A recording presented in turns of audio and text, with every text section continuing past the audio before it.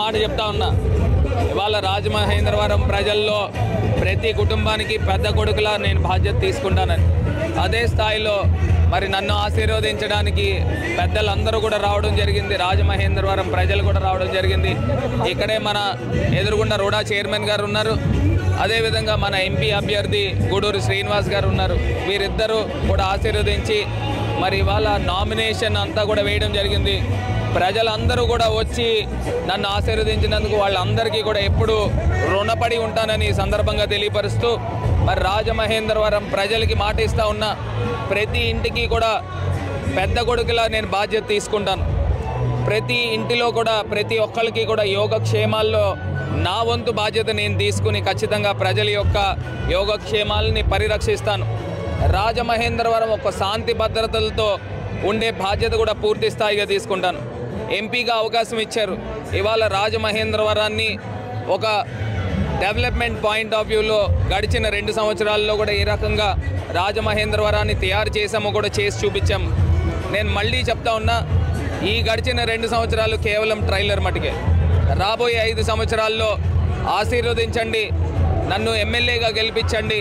ఖచ్చితంగా రాజమహేంద్రవరాన్ని ప్రపంచ పటంలో చూపించబోతా ఉన్నాం. రాజమహేంద్రవరం అనే ఒక అద్భుతమైన నగరం ఉందని ప్రజలు మాట్లాడుకునే విధంగా తయారు చేస్తాము. ఏదైతే ఎంప్లాయ్మెంట్కి సంబంధించి రాజమండ్రికి అన్ని రకాల హంగులు ఉన్నాయి. ఖచ్చితంగా ఎంప్లాయ్మెంట్ పాయింట్ ఆఫ్ వ్యూలో పేపర్ మిల్ తరహా ఇండస్ట్రీలు కనీస పక్షాన ఒక 2 ఇండస్ట్రీలు రాజమహేంద్రవరం చుట్టుపక్కల పరిసర ప్రాంతాల్లో తీసుకొచ్చే బాధ్యత తీసుకుంటాము.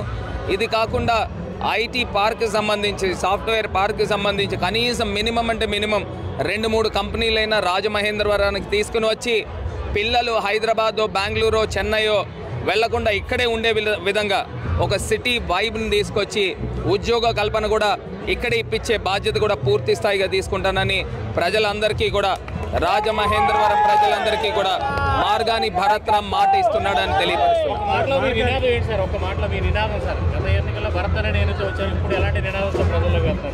ఇప్పుడే చెప్తున్నాను కదండి, ప్రతి ఇంటికి పెద్ద కొడుకులా నేను బాధ్యత తీసుకుంటానని మాట ఇస్తా ఉన్నా. గడిచిన 2 సంవత్సరాల్లో రాజమహేంద్రవరం ప్రజలు ఎక్కడికైనా వెళ్ళాలి అని అంటే ఏ హైదరాబాదో వైజాగో వేరే ప్రాంతాలకు వెళ్ళి మరి అక్కడికి హాలిడేస్కి వెళ్ళేవారు. మరి ఇవాళ రాజమహేంద్రవరం ప్రాంతాన్ని టూరిజం పాయింట్ ఆఫ్ వ్యూలో డెవలప్ చేయబోతా ఉన్నాము.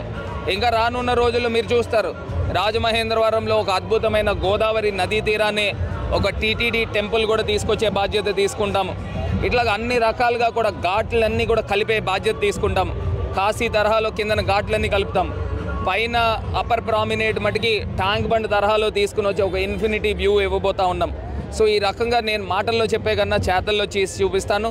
ఇంకా రాబోయే రోజుల్లో ఒక వారం రోజుల్లో మా రాష్ట్ర తరపు నుంచి జగనన్న ఎలాగ మేనిఫెస్టో రిలీజ్ చేస్తారు. మేనిఫెస్టో రిలీజ్ చేసిన 4 రోజుల్లో నేను కూడా రాజమహేంద్రవరం మేనిఫెస్టో రిలీజ్ చేస్తా. ఇవి నేను చేస్తాను అని ఖచ్చితంగా చెప్తాను. వార్డ్ వైజ్ కూడా చేసి చూపిస్తానని ఈ సందర్భంగా తెలియపరుస్తాను.